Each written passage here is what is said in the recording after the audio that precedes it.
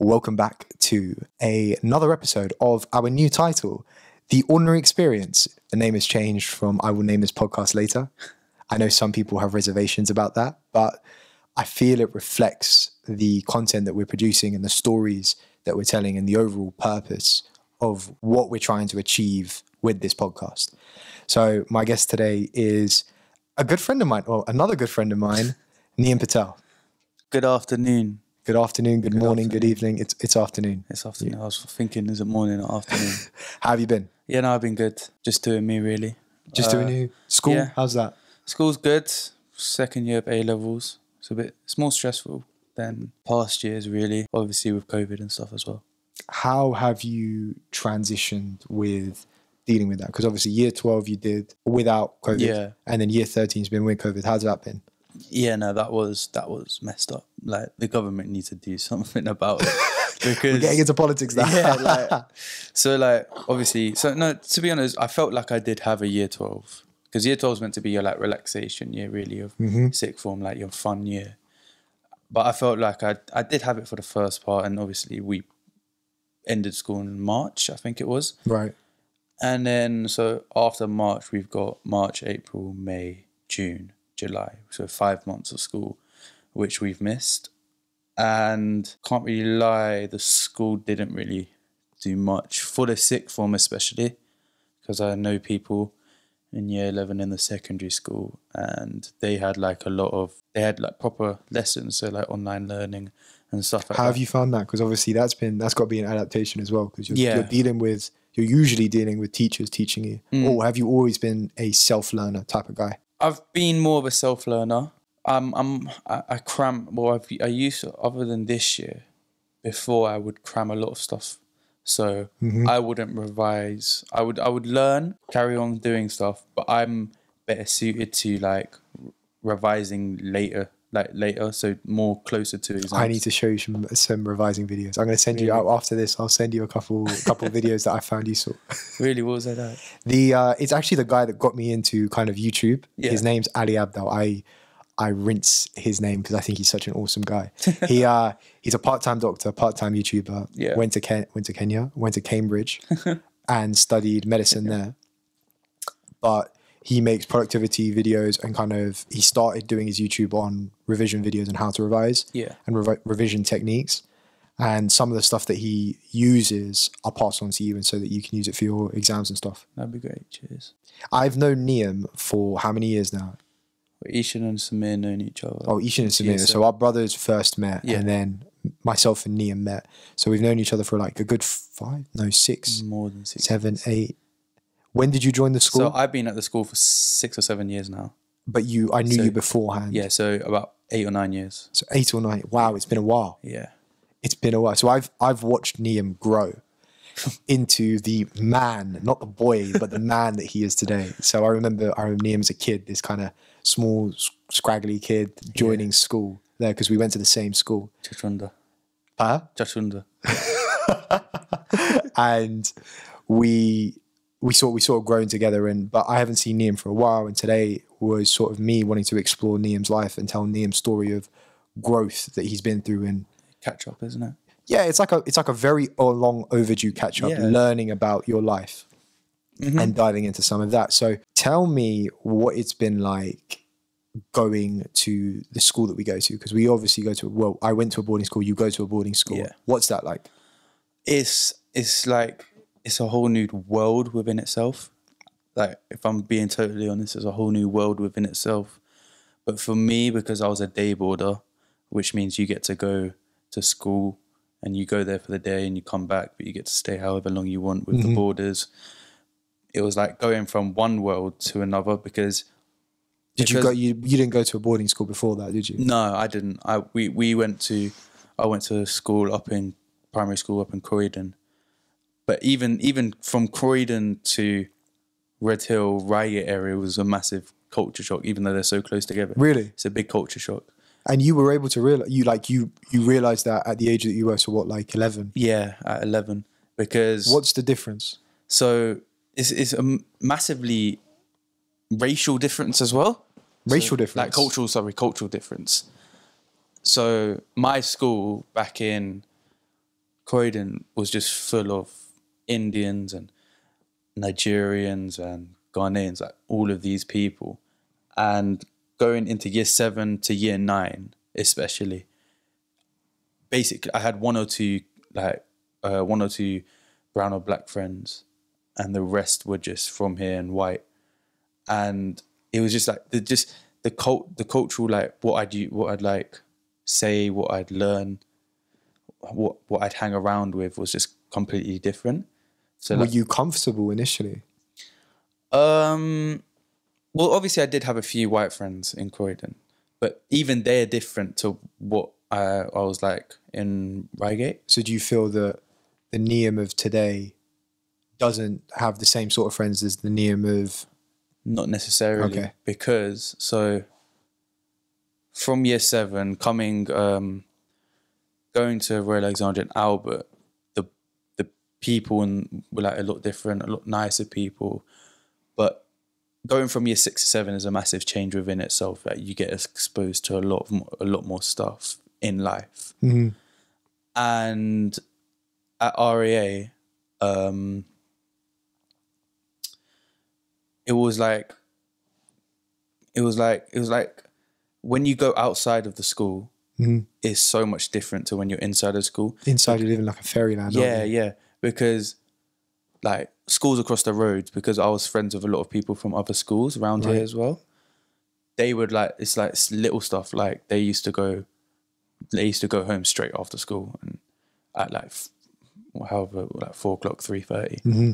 And like for me, I used to stay at school for a good 2-3 hours, just chilling and hanging around with friends, and stuff like that was like weird to them.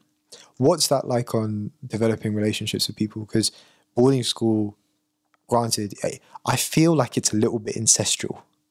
Like all you know are those people, and you get to know them. You can get to know them really, really well. Yeah. And so they become sort of like your brothers and sisters in a way. Like, how has it been for you over the course of your time there? Because you're coming to an end now, right? Yeah. What's it been like developing the relationships with people and your friends, your friends that are guys, your friends that are girls? Yeah. So before I went to RAA, I've never been a shy person, but it was hard, like not hard, but it was like weird for me to make new friends. Really? So I was more segregated. I wasn't open to knowing like. I've not to brag, but I've always been like one of the popular people at school. Why do you think that is? Let's dive into that. Probably to like. I think it's to do with sport. Really, I've always been good at sport. Always been in. So the top people teams. gravitate. You feel that people gravitate towards you. Yeah, and if you're in a sports team, I'd say it's the looks, but maybe for the girls, but I don't know. No, because when you have a sports team, you just create friends around you by playing with them. So what was I saying? Talking about developing relationships, being a shy kid. I wasn't really open to knowing like people who are less like me, really. That's what I wanted. Yeah, so I wasn't really open to knowing people less like me. I wasn't really friends with them. But I knew them. Like I've always known people. So when I got into year 7, first few weeks, I was just friends with the people who were kind of like me and who I met on the induction day back in year 6, I think I remember. But as year 7 went along, I started to make more and more friends. But we had a massive group, but I was still segregated towards like one group. Right. But then I also had my groups outside of school. Because you obviously came from a different school, yeah. Yeah, so it's weird. I have a lot of friendship groups.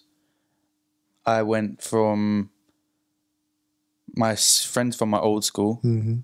friends at my school, and then friends just like round here. So you got your St. Bees, your Warwicks. Right. Now I've got Reigate College, mm-hmm. people I'm friends with there.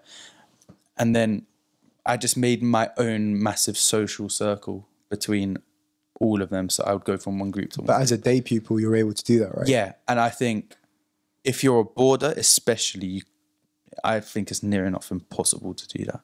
Because you've got your friends, like as a boarder, you've got your friends from your home country or kind of your home city. And then you come to RANA. Yeah. And that's just left there. It's like what I'd find weird sometimes is when boarders had friends at home. You'd find that weird? Yeah, because when I came to this school, a lot of the boarders' only friends were in RAA. Mm-hmm. And it was really weird to hear that they had friends outside of school because they never would really talk about them. Right. And but like it was very rare for a boarder to have like other friends outside of school. So that's what was really kind of weird about that. But that was my year, and I think my year especially, we've always been like the different year in the school. Why did you say that? I don't know, like every teacher has said, I don't know if you remember, but it was our year, and what year? I think it was the year below you. Okay. So the year above Ishan and Samir. Mm-hmm. They always said that our year and that year were like the worst years. Like worst years in terms of what behavior and stuff. And just more like our culture. So we'd always be compared to like gangs and stuff like that. Why? Do you ever feel like you kind of went down that route of being that naughty kid? Yeah, 100%. Okay, so let's dive into that. Why? Why do you feel that you were the naughty kid? Or why did you feel like you went down that path? I think, so obviously me making friends was a big part of that, but not as well, because people always used to say you're influenced by people. But me as a person feels like I don't get influenced by people. I influence myself. Okay. So whatever I do is my doing, and I control what I do myself. No one actually controls me. Okay. So why did you feel like you were the naughty kid then? I think a lot of it was, I can't lie, I was immature. That's okay. One bit. But you're young, right? Yeah, you can't expect it to be a treat. Immature. Back then, so when I was naughty, so year 10 days. When I was naughty, it's like years ago. Yeah, it's like year 10, parts of year 11, not really year 11, but year 10. And year 10, year 9, year 8, definitely, 100%. Yeah, so them days, I was like, my persona, my personality, personality as in emotions-wise was very different. What was going through your head at those times? Do you remember what was going through your head at those times? Honestly, I don't know. Like, I was a very, like, compulsive, like, someone who used to argue all the time. And I used to I used to get angry, like, not quickly, but I used to get angry. And then, like, now... You've simmered down a little. Not even a little, like, I don't get fazed by the littlest thing. I'll just accept it and move on. Obviously, if something big happens, I won't have it. But if something if something that would be there to anger me, I'm not really fazed by it anymore. I really, really have calmed down in that sense. I'm just like 100% looking for positive vibes. And was it like an instantaneous thing where it was like one moment you realized that you were this kid that was going down this path or this trajectory of not being the person that you wanted to be? Or was it... And then you changed into this kind of individual that doesn't get fazed by things, or was it a slower process?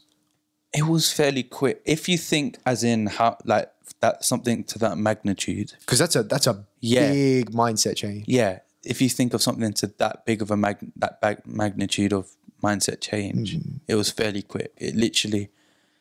So if I think it was 2018 to 19, so you got that big winter term. Yeah. From where you change. No, yeah, you got that big winter term till Christmas. Yes. And then it was really after that Christmas term. I didn't realize it at the time, but where your GCSEs were coming up, and then you had prom, and then you had all this stuff. It was from then, so it's from like Christmas till the end of year 11, really, where I changed, really, like my mindset changed. Did your family and friends notice it? No, not really. Everyone noticed the fairly obvious part is that I changed I was a very naughty kid, and then I changed into... But that was a conscious decision you made, wasn't it? I think it was unconscious, really. Okay. Yeah, I didn't realise that, because the main thing that would get me in trouble was, well, back in the day it was because I'd done something stupid. But define stupid, like, so like explore that. Throwing a glue stick or something. Well, I mean, come on, man. What the hell's wrong with you? Keep throwing Like, glue sticks in a classroom. Don't you realise that's a health hazard? Yeah, but that would be the first thing. Right. This is when I realised that, okay, I've changed, because that would be the first thing. Back in the day, I'd do something stupid like that, but I'd back myself. Like, I'd argue back to the teacher. I'd argue back to anyone who tried to, like, annoy me, really. And I was just constant arguing. Like, isolation was my home.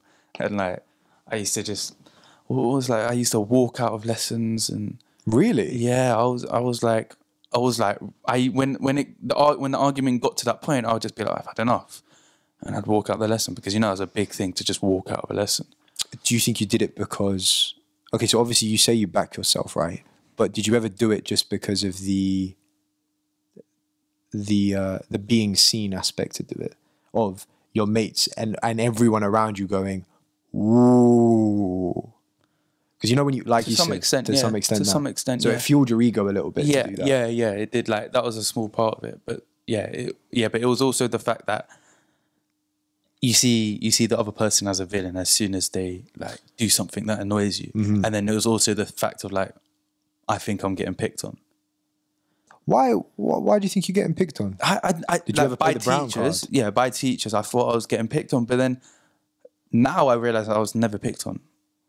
You just realised you were doing dumb stuff. Yeah, I realised it, but every teacher used to think I was freaking Albert Einstein. Like, they thought I was the smartest person in the world, and the reason why they would pick on me is because they thought I had a lot of potential and whatnot. Okay, so you say they thought that you had a lot of potential, but yeah. So I'd do something stupid, and they'll be like, "I'm better than that. I shouldn't be doing something stupid like that." Right. And then but this is like when I've realised, oh, I used to do stupid stuff back then, and now I'm just like, I've realised, oh, that's why she used to only tell me off, and that's because I had at one point I had 3 or 4 mentors at school that used to just mentors. What do you mean mentors? So I had Miss Fraser back in year 8 and 9. She helped me out a lot. It just got me through, like, school stuff and helped me elevate. And then I had Miss Smith, who was the isolation. Di Smith. Yeah. No. Miss Smith. Mrs. Smith. So I don't know. Deborah Smith. Debbie Smith. Yeah, Debbie Smith. Okay. Yeah, she was like the top one. I still speak to her, go over there, speak to her, just have a chat. And there was Mr. Brown. Yeah, Brownie was good. Yeah. Is he still there? Yeah, he's still there. My God. I think he has 2 kids now. 1 kid. Right, 1 or 2 kids, yeah. Damn, man. And who else? I think that was it. 3, yeah. But even, like, yeah, so they would explain to me stuff like this, especially Miss Smith. She would explain to me, like, they don't hate you, they just see a lot of potential in you. And at that point, I was just like, nah, they hate me. I don't. You're just having none of it. Yeah, I was just having none of it. But after that mindset change, and I've calmed down a lot from, like, January 2019 to, like, now, like, I've just been really, I've calmed down a lot. I'm a really calm person, but I'm very hyperactive and I socialize. So mentally you're calm. Yeah. But physically you're hyperactive. Yeah. But hyperactivity has always been your personality, though. Yeah, right? Exactly. That's what I mean. So now you're channeling that energy. Yeah. So I've never ever talked to anyone about my mindsets before. Really? Yeah, never. This is the first time you're exploring this in the open. Really, I appreciate that. As I'm talking to you, I'm like, oh crap, that's what I done. Oh crap, this is what. Yeah. So, to go off on a little bit of a tangent, I started this podcast because I wanted to be able to understand my own mindset. Yeah. And I realized that the one thing that stood against me was my own memory, because your brain plays tricks on you. Yeah. It will remember situations in different ways. Like, think about the most painful thing that happened to you ever. You broke your leg, didn't you? I tore my ACL. You tore your ACL. That must have been excruciating in the moment, right? But you think back to that pain. Can you replace it? Can you actually envision what the pain is still like? Can you get it through you? No. But that's my point. Your brain will play tricks on you because it will dampen the impact. So the whole podcast started with me freezing my mindset in time and freezing my thoughts and feelings in time. Yeah. So I appreciate you taking the time to actually open up and it was listen to yourself in a way, right? It was like when you texted me a few days ago, I was and chatted on the phone. Yeah. After that, I was like thinking, oh wow, that probably made me think how much I've actually come along from like when I was a kid to like now. It's weird when someone says it to you and you clock it. Yeah. And you see how far you've come, because we forget to look back, don't we? Yeah. 100%. We just forget to see how far we come. Because obviously you've gone from like the naughty kid, as you said, to I hear now you're prefect and you're not prefect, you're head boy and you're holding that mantle down. Yeah. And prefect at RASC, head boy at RASC is a big deal because of the kind of institution that it is. Yeah, 100%. What made you even decide to run for that? Was it just like a fuck it, let's do this?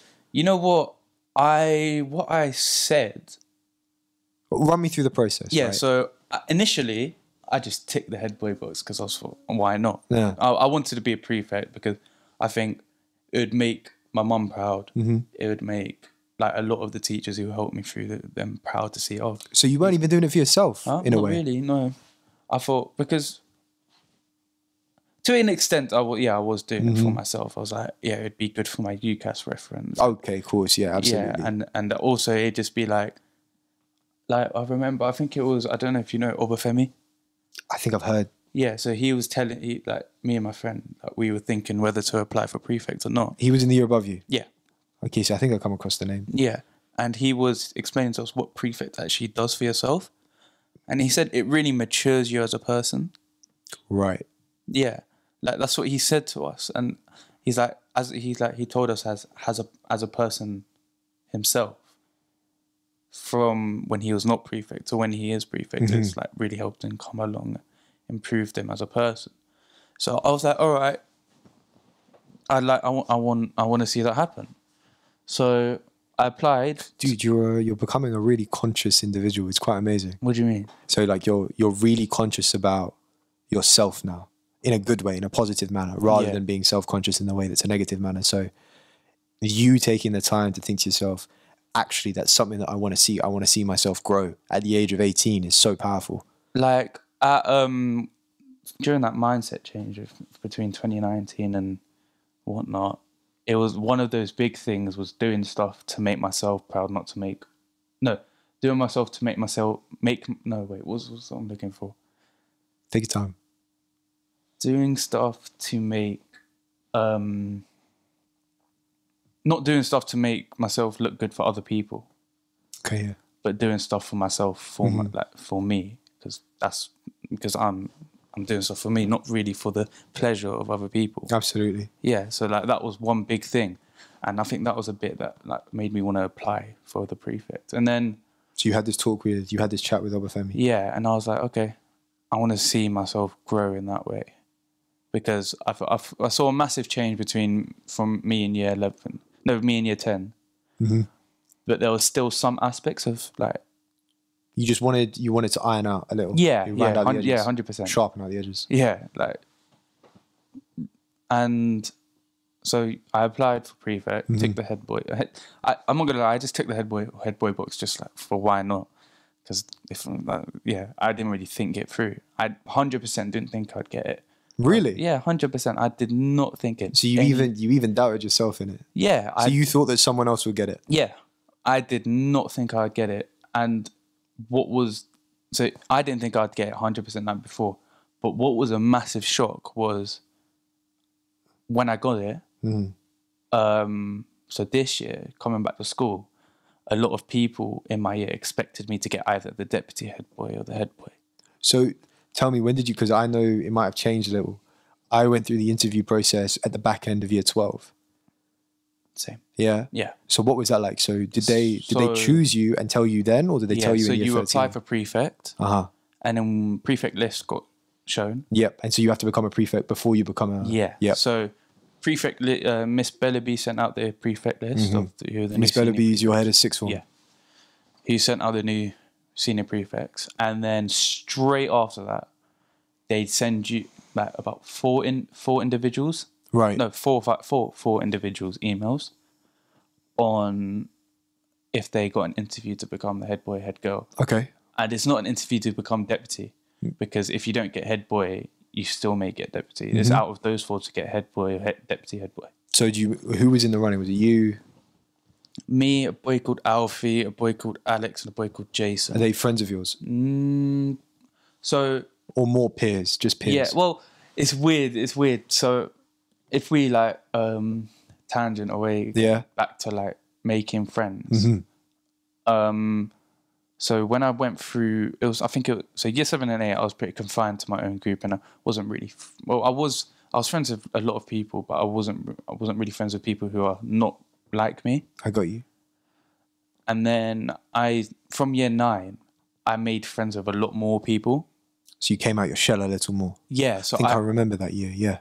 I made friends with like people who would be, I don't know, who, you know, the type of people who just played table tennis 24/7, just because the schools got table tennis in the houses, the type of people who just play computer games or that top set maths, or like I wouldn't really be friends with those type of people, if you know what I mean. So there was a clear divide in where your friendship group stood. Yeah, 100%. With girls, it's a bit different. Okay, we can dive into that. We could dive into that later. Yeah. Yeah, but with the boys, 100%, I was like friends with a lot of different people. And then from year 9 to 10 to 11, obviously I had my core group. Everyone's got their core group. About 25 boys of us. Because I don't know if I told you, from year 9 to 10, we literally turned into a London school. What do you mean? So I was friends with near enough about 2 or 3 black boys. So I think I was 1 out of 3 Indians in my year. I wasn't really friends with them. Okay.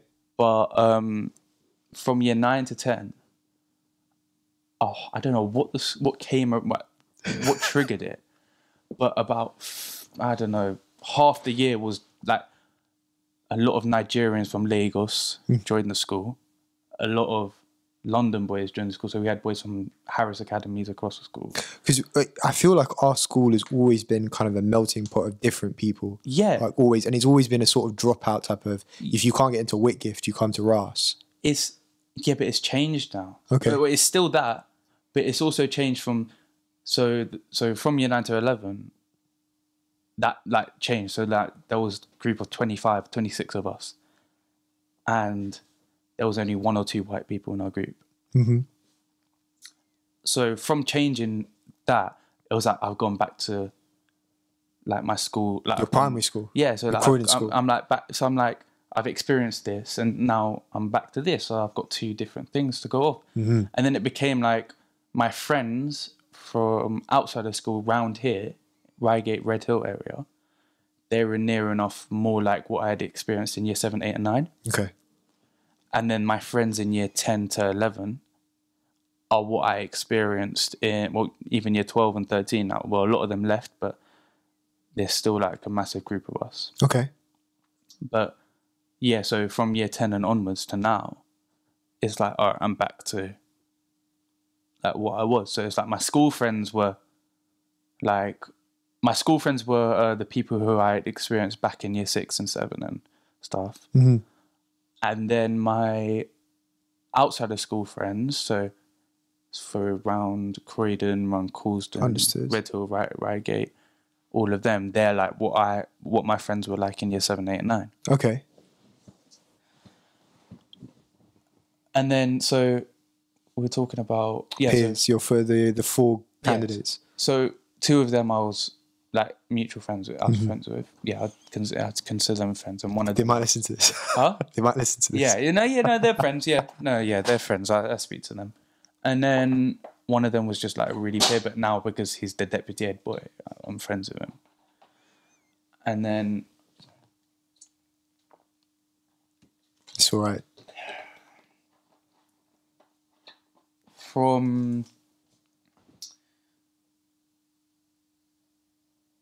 So friends with the deputy head boy. Yeah, friends with deputy head boy. So out of those 4 people, I was like, okay, they're much more head boy type of people than me. They've got the kind of panache and the character that you'd assume a head boy would have. They got the typical head boy character. So like, you know, Kieran Wilson. Yes. And then Kieran Bostel. Nah, I don't know. Okay. Well, they're like your typical RA head boys. Okay.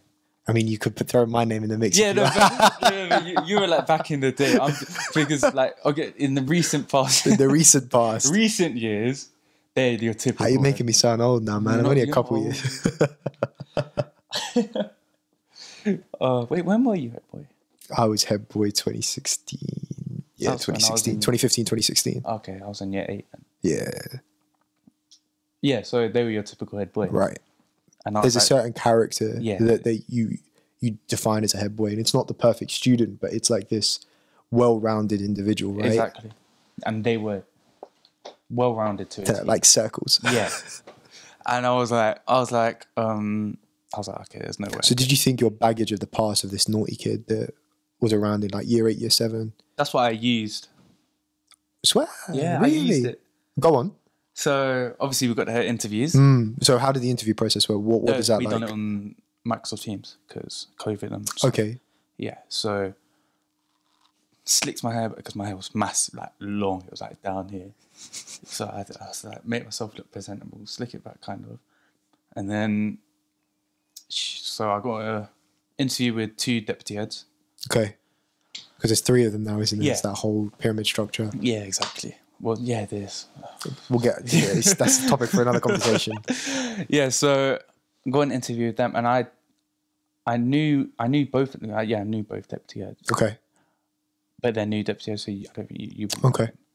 And I used the fact that I was naughty, and I've changed a lot, and that I could be a role model for those type of people. Oh, that's a nice buzzword. And I was like, I could be a role model for the people who are good at sports, but can't get in a sports team because they're on Red Report or something like that. Mm-hmm. Or they're really smart, but they're holding themselves back because they're walking out of class or emotionally unstable. So you use that to your advantage? I was like, I can, because I was a peer listener I mentored a little kid who was exactly like me. And that's what really drove me to say, I could be a role model to these people. Right. Because he changed a lot, but he's left now. But do you still keep in contact with him or no? I can't. He's in year 7, so I didn't really have... I had his email, okay. But he doesn't use his email anymore, does he? Year 7s don't really use their email. But watching him change, the person's like, okay, no, I could use like this. Culturing someone. It's your little baby. Yeah, yeah, 100%. In a way that you're looking after. So like he was good at sport. He had a knee injury. He was like... Just like mini you. Yeah, he was naughty. He couldn't get to sports team because he was naughty. Mm-hmm. So I mentored that little kid, and I got him straight here. I got him to where he wants to be.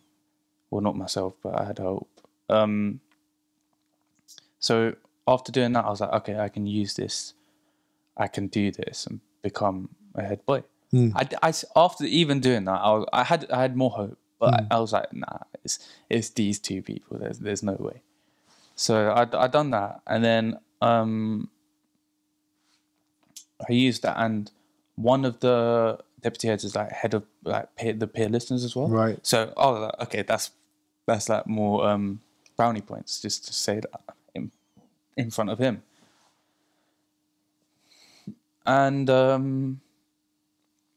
so after that, they obviously had all the interviews, and I got a call from the deputy head, and she's talking to me about my interview, and like this is like a few days after.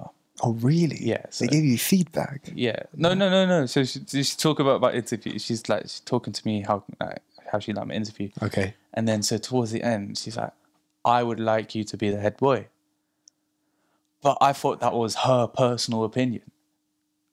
Okay. Yeah. So like I did actually realize she's telling me, I'm the head boy. So like she's saying that's her personal opinion, like because we knew each other. Okay. She's like, I would like you to be the head boy. So I'm just saying like, okay, yeah. Just like, because I didn't know she's actually, and then like literally just about to end the call, she goes, so can you not put anything on social media? And I was like, oh. I was like, wait, what? And I was like, I'm the head boy. Wait, she asked you not to put anything on social media? No.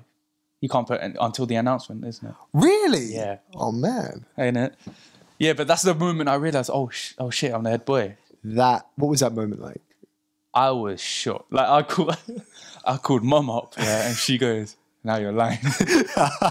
Did you ring up the teacher again? Be like, look, I need you to explain to my mum that I'm head boy. Yeah, no, she thought I was lying. So she fully thought I was lying for like a good hour because it took them an hour to like release it, like send an email to like the whole school. Right.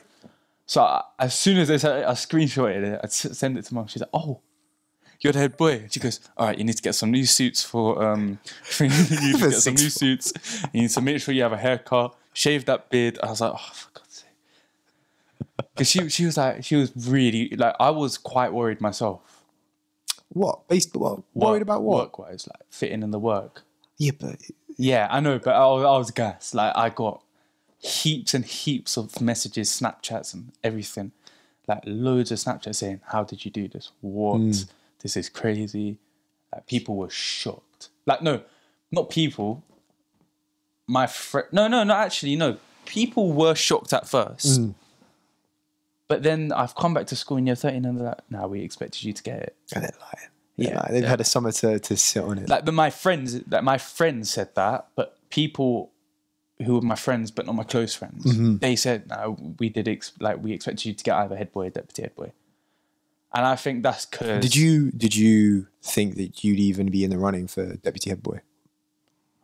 Or do you think you had a shot? Yeah, no, I think I had a shot for deputy. I was like, I'd like to be deputy head boy. I wouldn't mind that. I think I had a shot for that because obviously, because I'm seen as, I'm what every teacher tells me is that I'm massively seen as a leader in our year. So it's a nice feeling, isn't it? Yeah, I know. Like, because I was like, always like the captains of one of the sports teams. And then like I remember because we used to hang around outside Gloucester, you know that bit? Yep. There would just be 30 of us. And, you know, I said we were looked at like a gang because it was a bunch of black boys and a bunch of like me. Just straight up stereotypes. Yeah, like teachers we used to get really offended by it. But they used to pull me aside and say, "Niam, if you leave, they'll leave." I was like, what? So you didn't even realise what they were saying until someone told you that they see you as a leader and then it kind of, all the pieces fell into place. Yeah. They were like, you just needed someone to sit you down and just like run you through the grand scheme of things. This was at the midway of December 2018, where Ishan and Samir were in year 13. Our brothers, right? Yeah. I played in the Gordons match, which is rugby, football. Yeah, rugby. And you know how that's and it was home and it was a massive match. Okay, so for those that don't know, the rugby kind of at Ross is one of the biggest sports. It's the biggest, isn't it? We've got like 4 or 5 rugby pitches.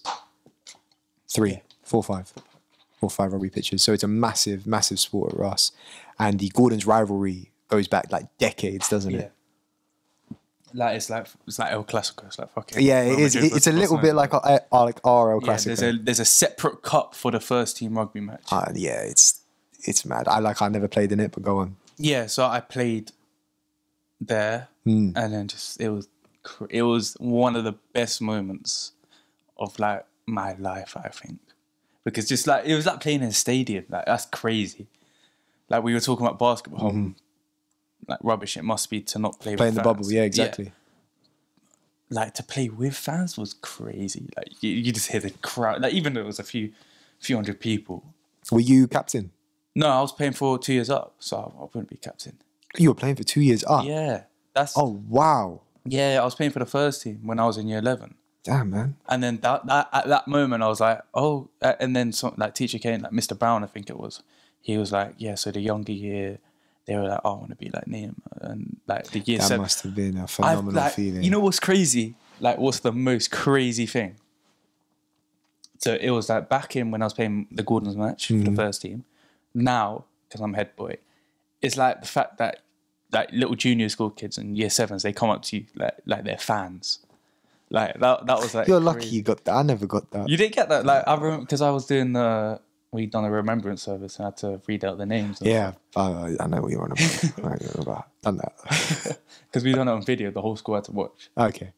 Oh, you didn't have to deal with any of the logistics of where to walk. I still had to carry out. I still had to carry the big candle thing. Oh, okay. So you actually did it. Yeah, it was just in St. Andrew's Church. Okay. And so the remembrance service at Ross is another big highlight of the year. and it's why do we do it? We do it because we're a Christian school predominantly. Yeah. And we've got a church on campus. We have a chaplain, and we follow it every year on the dot. But yeah, on Remembrance Day. People that served from the school, because the roots of the school were in the or some of the roots of the school are in the army. And it is a big deal for the kind of senior management, upper tiers of the school. 100%. Head boy, head girls, deputy head boy, head girls. So it's a big deal. Like that and Founders Day are two of the biggest deals. Yeah, 100%. It's when you're on show in kind of air quotes. Yeah, I've done that, and the whole school had to watch it. And then because I was on, like, it was basically like being on TV. I've just come out of like one of my lessons, walking to like Sunday. And I've just had a bunch of people come up. You're the guy who was on the thing. You're the head boy. I was like, okay. Yeah. I was a bit gassed. I was like, so everyone knows me like that. Little claim to fame. It's not even a claim to fame. It's a real honor. It is fame in a way. Yeah, like the clout is mad. Clout chaser. Yeah, so you come a long way, man. Yeah, come a long way. It must be crazy to look back. Yeah, and like, see the difference. I've never really looked back on it like I am now, really, to be honest. And you kind of just put the pieces together, don't you? And you think, well, someone was telling me this. I was just too immature, too naive to understand. And then now I'm like, oh, I understand now. What's it like having fans? Having fans? I didn't have any of them. You didn't? Even as head boy, like I never had fans. Well, I say fans in the way that you're describing fans. So people would come up to you and be like, oh, you're head boy. Like, I never got that. I get that. You get that for a bit when you leave school. Okay. Because you kind of the 3 years below you know who you are. So you come back to school and you feel like a celebrity. Yeah. It's a weird feeling. It's a weird feeling. And I'm sure people that have left schools and come back, it must feel like that for them. But because ours is such a big campus, you go back and there's a couple thousand students on this massive thing, and you bump into people, you bump into teachers, and you kind of feel like it's literally. I don't want to say this because I haven't been to uni, but it seems like a mini university. That's exactly how I describe Ross. It prepares you. It prepares you in terms of what uni is physically like in the environment of university and what that could be like, but it doesn't prepare you for outside life. Yeah, it doesn't prepare you for outside because you live in a bona fide bubble. Because I'm a day boarder, I was prepared for outside life, and I've been really independent in my life. But going to school and looking at boarders who were stuck there 24/7, it's bad. I'm like but some of the border stories are crazy. What was crazy? I think it was year 10. We were going to Crepes and Cones for like one of our mates' birthdays. How is it? I've never been. It's nice. Oreo pancakes. I'll make sure I add it to my list. It's nice. Trust me. Go. But it's expensive. Is it? Yeah, it's expensive. Well, you can pay because you're head boy. So we were going to Crepes and Cones, and we were going with my mates. One of my mates from Nepal. Never failed to make me laugh so much. Shout him out. Huh? Shout him out. Sahil Rai. You know Sahil? Son, I don't remember. Sahil. So we go to Crepes and Cones. So we're going to Crepes and Cones. We're going to Red Hill Station. He's like, he didn't know what a train ticket was. I was shocked. I was like, what? No, not train ticket. He obviously knew what train ticket was. He didn't know how to put it in the machine. Really? Yeah. That is wild. Yeah, I was like, wow. But obviously most boarders aren't like that because But even the cases, it's just like stuff like one case like that just kind of puts life in perspective a little, doesn't it? It's stuff like that that just made me realise, some boarders don't really know much about life. It's the difference between day boarding and boarding. Yeah, the ones that live in London, they know their way around. They know they get the vibe of what needs to happen. But the ones that come from other countries, so my boys from London, I could connect with them in a certain way because I know that life as well. So it was good to have some people there like that as well. That's nice. It's nice that you had a mix of friendship groups. It's nice that you're rounding out the year on this nice high. And it's been a growth. It's been a constant upward growth and this upward trend, which has been great. Because now all you got to do is take that into, if you apply to unis, whereabouts are you thinking of going? Nottingham or what's top of the list? So let's go with that. Nottingham. So you just take the same mindset, you take that trajectory, and you just apply it to that. Yeah, even though I'm a really sociable person and stuff, you still have that worry about, oh, what's uni going to be like? Yeah, it is. And Nottingham's a big campus. Yeah. Have you spoken to anyone that's been to Nottingham before? So kind of in the upper years. Yeah, so my cousin who's finished there now, and one of my family friends went there as well, and they just said it's wicked. From what I hear, it's a cool uni. It's a cool uni to do. What are you studying? International management, hopefully. International management. Yeah. And you said you wanted to do a year abroad, right? Yeah, I'm going to do a year abroad. Any ideas where? Well, we were talking about this earlier. Now I think about it, I would like to go to Vancouver, but if it's on the list, and if it's applicable. Yeah, but Nottingham do have like campuses elsewhere, so like in Malaysia and stuff like that. Do the East, man. That'd be crazy. I was like they have like different you can go live in Vancouver anytime. It's super easy. They got a Nottingham University in Malaysia and China. And is it Nottingham that do this kind of like tri-sport thing where they have like their mini Olympics between all their campuses? They might. I don't know. It's one of the universities in the Midlands. Yeah. And they do this thing where the campuses across the world, there's one in America. Yeah, it probably is Nottingham then, because they do have campuses everywhere. And I think they call it like the Triad Games or something. I might be wrong. I came across it one time and I was like, this must be the most amazing uni sport kind of coming together of all time. You're going to enjoy it. I think you're the type of person that's going to take it in his stride and really enjoy the experience. Yeah, I've always said I can't wait for uni because parties. Don't build up the expectation. Yeah, just let it come. Let it take you for the ride. I think that's the best advice I can give. And first year does count. Yeah. Yeah, don't make that mistake. Yeah, you can party as much as you like, but first year counts. Yeah, 100%. That's what most people forget. But again, it might be slightly different for you because of COVID. Yeah. I think they might, like Birmingham, they lowered like grade requirements by one. But I don't know if Nottingham has done that. But they said they're going to give us content for the exams and they're going to lower the grade boundaries. But I'd be happy if no exams. Do you feel like you want to move out and go up there? Yeah, 100%. So your mum just going to be left at home now? No, Ishan's coming back and commuting from Brighton. Oh, okay. So your brother's going to come back. We're doing like a little substitute. You can move like that, yeah. Oh, yeah. So if you push it down, it moves up. Oh, okay. Getting used to this podcasting thing. Yeah, no, Ishan's coming back. So your brother's going to come back. Yeah. Has to spend time with your mum. So he'll be in your third year when you go into your first year. Yeah. Okay. And I think he's not doing a placement yet. I think he's just gonna. He's gonna wrap it up. Yeah, he's gonna wrap it up third year, get out, and maybe do do an internship or something like that. So what's it been like without Ishan around, your brother around? It's been hard. Why are you whispering? It's been hard. You know why? Because obviously my mom's. Because obviously my mom's not well. Right. So it's been like having my own child.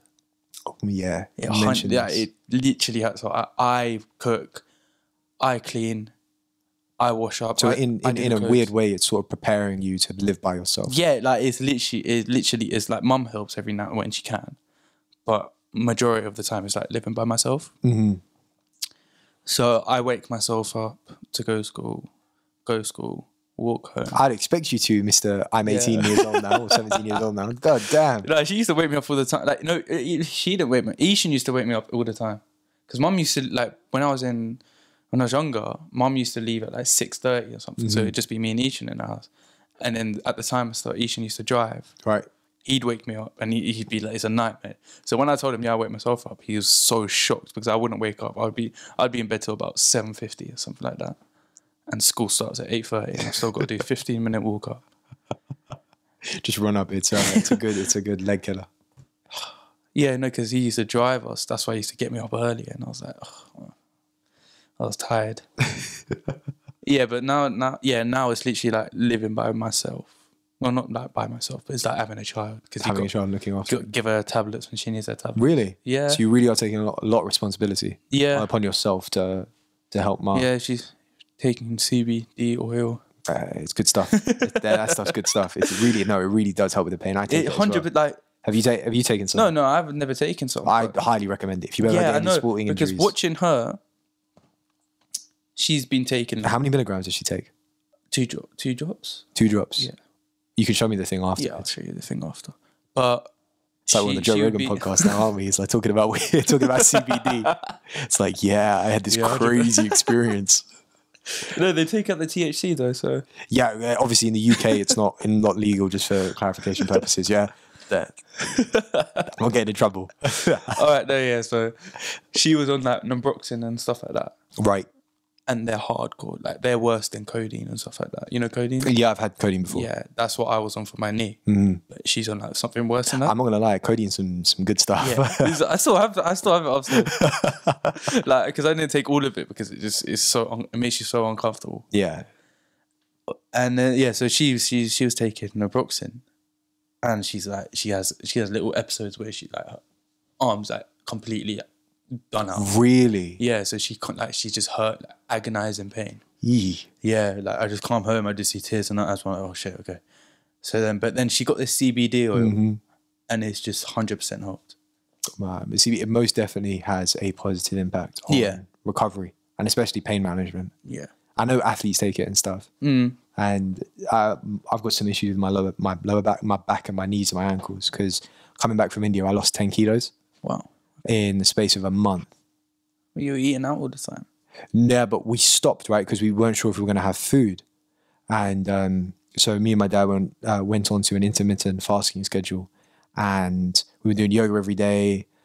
And we reduced our food intake because we weren't sure how much food we were going to get. So we sort of rationed it in the first month to see how we'd cope. And so I ended up losing 10. He ended up losing 10 or 15. Jesus. And so it kind of just dripped off me. I was just watching the scale just go down and down. I was like, there's something wrong here. But the CBDs helped pain manage my back and my ankles.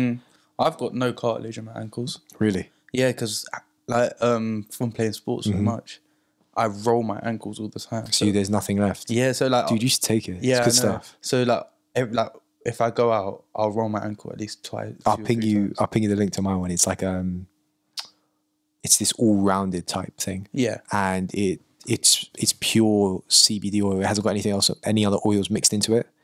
And so I'll send you the link for it. And I started off with the smallest drops, and even that, I think it was like 22 milligrams, and it was just, like I said, super helpful. Yeah. But it's good that you're experiencing what it's like to look after someone, I think, at such a young age as well. Yeah. But also not too young enough where you can manage your social life and manage your life, but also actually take on board some of the responsibilities of almost like a father figure in a way. It's been hard to manage both. You think? Especially the study side, yeah. It's been hard to solid work. But take this as like practice, because uni comes around, it's going to be 10 times worse because you're going to potentially want to go out for like drinks, or you want to go out if you drink, you want to go out and play football because you got, or rugby, whichever one, or whatever, socials, nights out, stuff like that. And this is sort of like practice. Yeah. And it's like, so I know that you're a single parent family. That's the one we're going for. Right. And so to dive into this a little, what's that been like? Because I can't imagine it's been easy. I thought my life has been good, really. I'm pretty grateful for my life. Not from that perspective. I'm not talking about life itself, but not having a figure. Like? It's been hard sometimes, but it's been really good sometimes. What I've realized is that from having a single mum, she becomes both parents. Right. So she embodies father and mother. Like, I don't want to speak for people who don't have, like, who have a mum and dad. But if you just have, when you have a single parent, that is the most important person in the world. Right. Like, because imagine two parents in one person. Like, that's how much they matter to you. Like, that's how much love you will have for them. But then there are jobs which a mum can't do. Such as? So it's hard to think, but there are things which a mum can't do. So in some instances, so my brother would have to step up and, because I'm a younger sibling, my brother would have to step up and be like the father figure in some sense. And then I take it like my uncles, they've been father figures. But because my mum's like her closest friends are more women, it's been like, they're father figures, but they're still your uncles. So you don't have the father-son relationship unless you're 100, like really close with them. But all of my family live like 20, 30 minutes. So there's never been a family member that's like around the corner and stuff like literally just round the corner. Like only, but I'm older now, so it doesn't really matter. Of course. Yeah. But so your brother took on the mantle in some cases, or stepped up to the plate of being his father figure. What's that like? He's only 2 years older than me. So you don't see him as a father, you see him as a brother, as a friend, right? If it was the age difference between me and you, then I would see him more as a father figure. But the fact that it's just 2 years, 2.5 years, it's not a massive difference, is it? Because did it strain your relationship with your brother? Oh yeah, we've had fights. Yeah, big bust ups. Yeah, we've had big bust ups before, but I think our relationship now is better than it was. It's a work in progress, right? Yeah, because obviously we're young. We're just emotions are flying, like left, right, center, up, down. Yeah, left ups and downs. But now it's fine because he's at uni and he's had a lot of stress taken off because I think it was. He's got to live a little, maybe. Yeah, he's got to live a little because me and my brother, I don't know if you realise it, we're very different people. Oh yeah, Ishan is a completely different character to him, similar to how my brother is a different character to me. Yeah, like two ends of a spectrum almost. In your case, yours is a little bit. Actually, no, it's probably the same. Yours is very different. Yeah, like my mum had to explain to it many times how different like we are. When did you understand that you were different from him? That is not different in general. Ever since my mum divorced. Right. Yeah, because not ever since. It was a bit later on to that. So I think because we lived in I don't know. Did you know us when we lived in the flat? Yeah. Yeah. So I think it was just after we moved out of the flat. Because I was about 11, 10. So I was like. But I think I grew up from a very early age.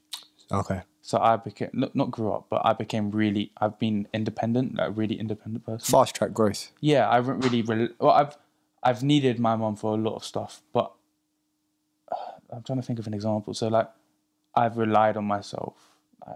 You've put the weight on your shoulders, you haven't put on, so you haven't needed other people. Because the worst thing is stressing out a single parent. Right. Because they got no one to lean on. Other than their children, but if the children are stressing out, then you can't show weakness. Yeah, or at least that's what it feels like. You know, I've realised as well. Like. Me, my mum, and my brother are closer as a family than. I think a 3-person family is like really close. Like really close. It's weird. It's weird. Like when I look at it from outside, not really.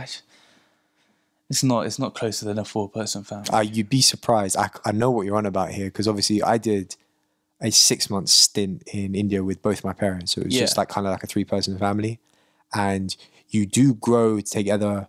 You grow close very quickly. Yeah, that's what I mean. You grow together more than you would in like a bigger family. And if you've got like, I can imagine if you've got many siblings, like it's the learnings and the experiences of life are spread out over all of them. So you've got all of these different personalities coming together and clashing, and that's good for growth. But when you're able to channel that energy in a 3-person family, when you're older, you're conscious and whatnot, and you're slightly more aware of what you're doing and how you're doing it. Yeah. You do grow faster. Yeah. And it sucks because Samir wasn't there. And it sucks because Ishan isn't here right now together with you. But, you know, sometimes you do need that breathing space. Yeah. Like, it's been nice on my own. I can't. It's been really like. Of course it is. I can imagine it was nice. Yeah. So last year, because Ishan was at uni, it was nice. I just had. I'm yet to dive into him about his time away from me. Like, we touched on it, but I need to properly dive in. TV to myself. Haven't got to worry about. Fridge is full. I can't lie. It's been a good life. It's been a good life. Yeah. What are some of the learnings you've taken away from being in a single parent family? Like what would you recommend? Like if there are other kids going through the same stuff that you've been through and growing up in a single parent family and just like they need a little bit of hope, what would you say? Yeah, you need to be supportive of the single parent, really. Like you got. So it goes both ways. Yeah, you've got to step up because they're hurting as much as you're hurting. So if you don't step up, they're just going to be broken. But with me, it's been quite hard to learn stuff. How come? Because as I told you back in the day, I was really like between like year 7, 8, 9, 10. I was like really immature person where I didn't want to like be proved wrong or learn anything new. I was cocky and stuff like that. And then from that, it's like the same instance at school. I didn't like when my mum would tell me off, I wouldn't have it. I wouldn't have it. Right. But I had arguments with my mum, but I never had a big argument with my mum like my brother would. I never had a big argument with my mum like my brother has. But it's weird because I was a rebellious child. Like that's what I was seen as. So that's why I would have arguments with my mum, because I don't know, like I'd go out, not come home till for when she said so, and stuff like that. Like that's that little arguments like that. Okay, so it's like almost not petty stuff in a way. Yeah, but it less about kind of ideologies. The parent out a lot. But I think having a single mum is 10 times different to have if you were to have a single dad. Right. Because having a single mum is like they're your child within yourself, because they're a mum at the end of the day. They're quite like emotional and stuff like that. Unless they're a different person where they 100% be. But my mum especially, she's a very emotional person. Right. And she takes a lot of stuff to heart. So if you say something, she takes that. 100%. And if like someone does something, she'll take it to heart. And if that happens, you've just got to be supportive, really, because it works both ways. But more with my mum, you got to be more supportive to her than she is to you, because I don't know how, like, I don't really pay attention to how supportive she is to me, but I know how supportive how much she's done for us. Like, it's crazy. Like, I don't think many people know in depth how much she's done for me and Asian. If you got to learn something, one thing that's come out of being in a single parent household is that it's grown me up so much. And so you grow up to life quickly. Yeah. So do you feel that so when I stopped talking to my dad, it wasn't. I think I haven't spoken for 4 or 5 years, right? Something like that. But that's that transitioning period where I started to calm. Right. Yeah. And that's when you became your own person. Yeah, that's when my mindset has changed, and now I'm just a calm person, because when you have your mind to yourself, you're literally. I felt free, if you know what I mean. I felt free when I cut ties, because I felt like a fly. Yeah, my mum was still like a bit like strict, but yeah, but I can imagine for me, all she wants to do is protect you, right? Yeah, 100. It's little stuff. Yeah, for me and myself, I felt really free. That's awesome, because I didn't have to worry about anything. I didn't have to worry about keeping in touch, so I wouldn't have to worry about anything. It was a massive burden taken off my shoulders. Your shoulders. That's incredible. I appreciate you taking the time to speak about that, because it's not an easy topic, I must imagine. It's quite a hard topic to think about as well. How does it make you feel? Like, how do you feel that going forward, would you change anything? Would I change what? Would you change anything? Are you happy? You content? You know what? I'm happy with. Okay, no. In terms of the conversation we've had, yeah, I'm happy with everything I've done. And life in general? Life in general, like, there's obviously the stuff which you change, but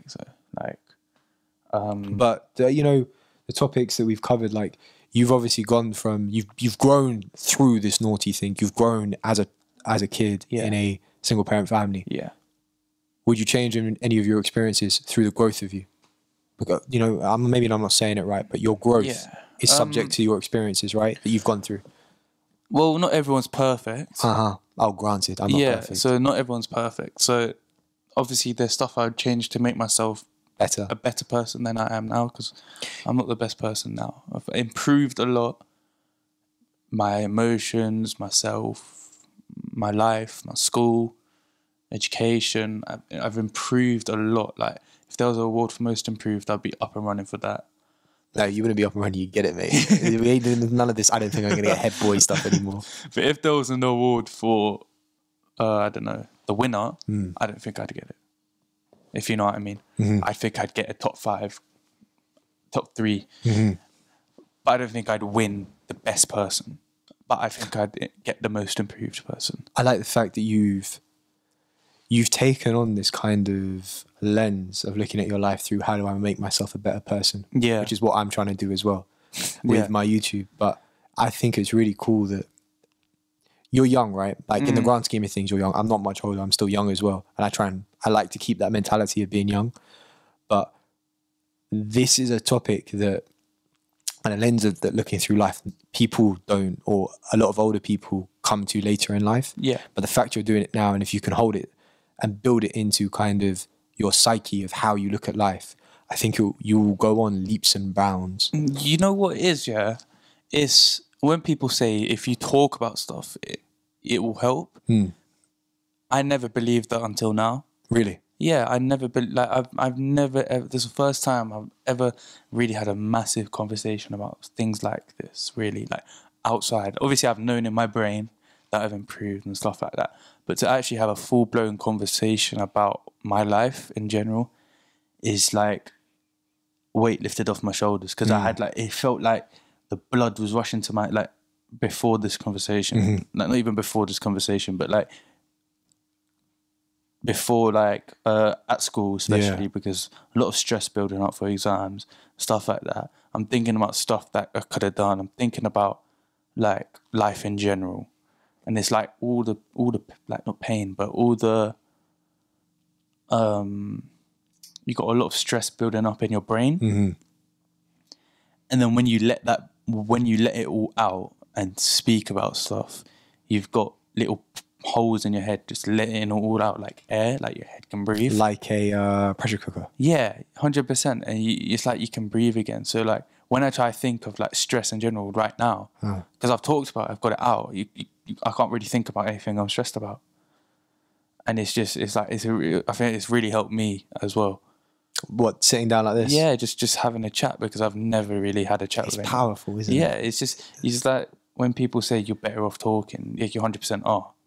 It's just that you never know you're never quite sure on who to talk to and how to talk. Yeah, because I've still got that mindset in mind that if you talk to someone, you shouldn't really talk to people. You're a man. I've still got it. Oh, that's still kind of there. Yeah, 100%. I've got that in my mind, which I know I had to shake that off. Yeah, I know is bullshit, but I still got it in my mind. But now I've talked about it, it's been calm. That's awesome. Yeah. Like I said, I do appreciate you sharing your thoughts and feelings, but we can wrap this up, and I just want to say thank you for sharing your experiences and sharing your story. I'd love to have you on again after you've finished uni. Not finished uni, after you've kind of started and got into it, because it would be interesting to use this as a reference point and then dive into change from now until then. Yeah, kind of, and then you can see it as well and talk about some of the stresses that you're having and some of the experiences that you've had in between that, because this year is going to be stressful in the run up to the end, but 100%. Also uni is going to be not stressful, but like a fun stress of clicking with people, and if your friends are going or not going, and whatever that happens. But I appreciate you taking the time to sit down with me. I really enjoyed this, and it's been nice catching up. Yeah, it's been really good catching up. It's been a long time. It has been, but we'll put an end on it and a full stop there. So that's fine. I will catch you very soon then, yeah? Thank you very much. Appreciate it, man.